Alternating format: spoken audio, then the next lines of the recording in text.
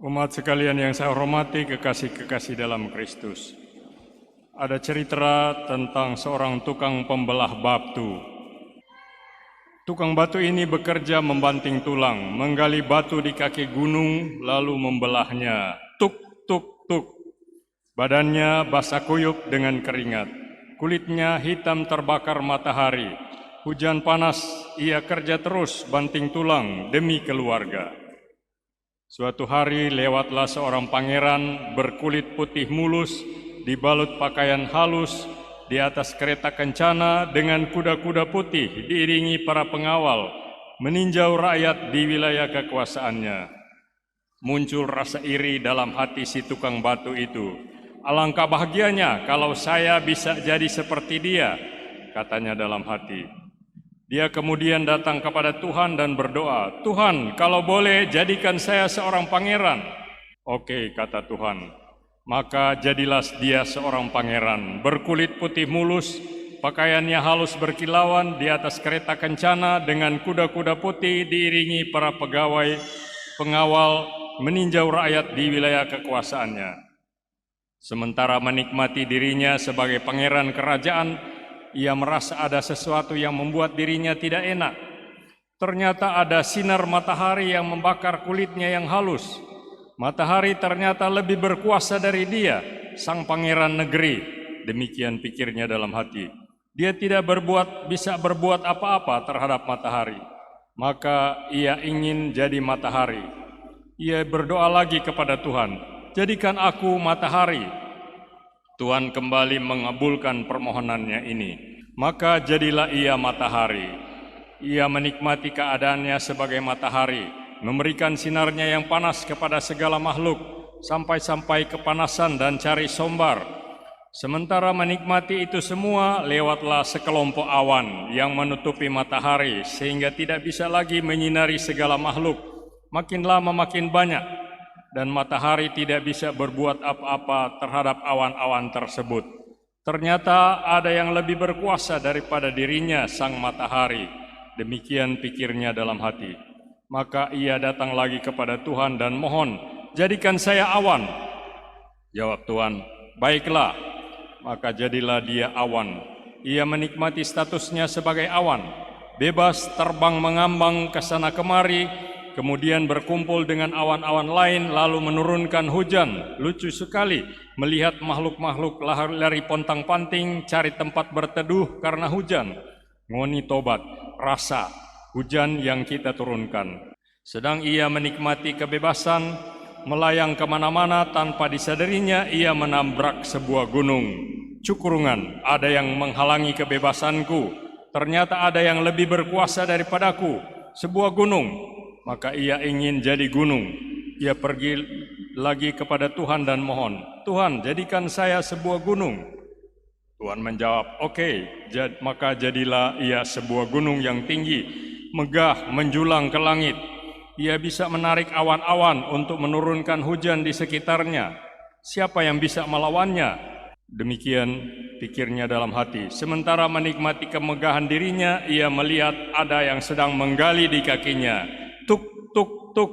Ternyata seorang tukang batu yang sedang menggali batu-batu di kaki gunung, lalu membelahnya. Dan dia tidak bisa berbuat apa-apa. Ternyata ada yang lebih berkuasa daripadanya, seorang tukang batu. Maka ia datang lagi kepada Tuhan dan mohon, "Tuhan, kalau boleh jadikan saya kembali sebagai tukang batu." Jawab Tuhan, "Baiklah." Maka jadilah ia tukang batu lagi. Sekarang dialah yang berkuasa. Ia mulai melihat keluhuran tugas-tugasnya itu sebagai pengabdian dan pelayanan bagi sesama. Ia tidak lagi merasa iri kepada makhluk-makhluk lain, kepada orang-orang lain. Maka dia dengan tekun dan setia melaksanakan tugas-tugasnya sebagai pengabdian bagi sesama tanpa pandang bulu, menghasilkan batu-batu untuk bangun jalan agar lalu lintas bisa lancar, batu-batu untuk bangun jembatan yang menghubungkan berbagai tempat, bendungan untuk menampung air untuk irigasi, bikin rumah-rumah pemukiman, transportasi, dan dengan demikian ekonomi masyarakat bisa berkembang, dan lain-lain. Karenanya itu, dia lakukan dengan gembira demi untuk menghidupi keluarganya. Saudara sekalian, setia artinya tekun melaksanakan tugas dengan penuh tanggung jawab. Paulus berbicara tentang anggota-anggota tubuh. Masing-masing ada fungsi dan tugasnya sendiri, tapi semua demi kebaikan, kebahagiaan, dan keselamatan seluruh tubuh. Kalau mata atau telinga melaksanakan tugas-tugasnya dengan baik, selamatlah seluruh tubuh. Setia tidak gampang. Kalau gampang maka tidak ada yang menyeleweng. Mau kalah dengan orang lain.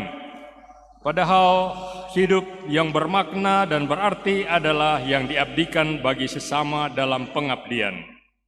Saudara-saudari terkasih, Injil hari ini bicara juga tentang gunung, pakaian putih yang berkilau-kilauan, matahari, awan.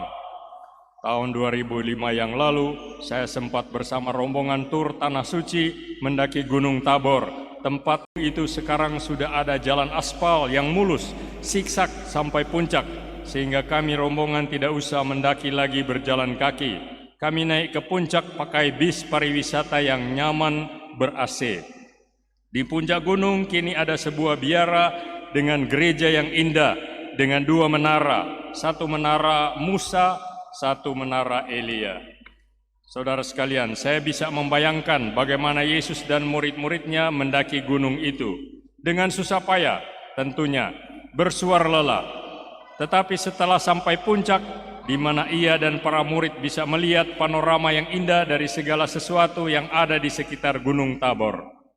Saudara-saudari, bahwa perubahan rupa Yesus atau transfigurasinya terjadi di puncak sebuah gunung tidak mengherankan. Sebuah gunung memberi kita pemandangan yang lebih luas dan pandangan yang menyeluruh. Pemandangan mengenai hal-hal yang belum kita ketahui kalau kita tetap ada di bawah. Karena pemandangan-pemandangan di bawah terlalu terbatas dan sempit. Naik gunung juga membuat jiwa kita terangkat. Kita merasakan kemegahan dan keindahan yang luar biasa. Kita merasa dekat dengan Tuhan. Kita mengalami ada di hadirat Tuhan. Awan menaungi Petrus dengan kawan-kawan. Awan dalam kitab suci menjadi simbol kehadiran Tuhan. Saudara sekalian, penderitaan memang rasanya tidak berharga, karena itu harus dihindari, tidak dicari, tidak diinginkan, tidak dijadikan tujuan hidup. Karena itu Petrus ingin tinggal terus di atas gunung, hendak mendirikan suatu pelabuhan yang aman di situ, jauh dari kerepotan dan bahaya. Tapi kemauan Petrus ini ditolak.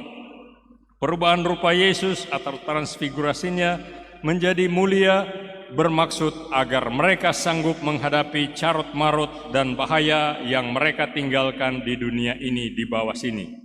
Saudara sekalian, adanya penderitaan memungkinkan manusia dapat memahami hidup yang selalu diwarnai oleh 2 pengalaman, yakni kebahagiaan dan penderitaan. Penderitaan itu perlu, terutama bagi orang beriman. Mereka harus turun dari kemuliaan di gunung dan hidup di dunia nyata, berjuang dan bahkan menderita. Namun kemuliaan Gunung Tabor adalah nasib akhir orang yang sudah berjuang, jatuh bangun dengan penderitaan yang hebat. Dunia modern sekarang cenderung menggoda orang untuk menikmati hidup yang gampang dan enak tanpa perlu bersusah-susah. Perubahan rupa Yesus meneguhkan umat beriman yang menghargai penderitaan. Umat yang mengerti bahwa hidup yang bermakna memerlukan pengorbanan. Untuk itu umat perlu kekuatan dan peneguhan, karena akan datang hari lain dengan gunung lain yang harus didaki, Gunung Kalvari. Langit akan jadi gelap, wajah Yesus tidak lagi menjadi seperti matahari, tapi penuh keringat dan berlumuran darah. Ketika Yesus menuntun ketiga muridnya turun dari Gunung Tabor, ia memegang tangan mereka dan berkata, "Berdirilah, jangan takut." Saudara sekalian, kita memang melihat banyak hal yang membuat kita iri, seperti si pembelah batu tadi. Tapi akhirnya ia melihat tugas hidup sebagai pengabdian dan pelayanan kepada sesama.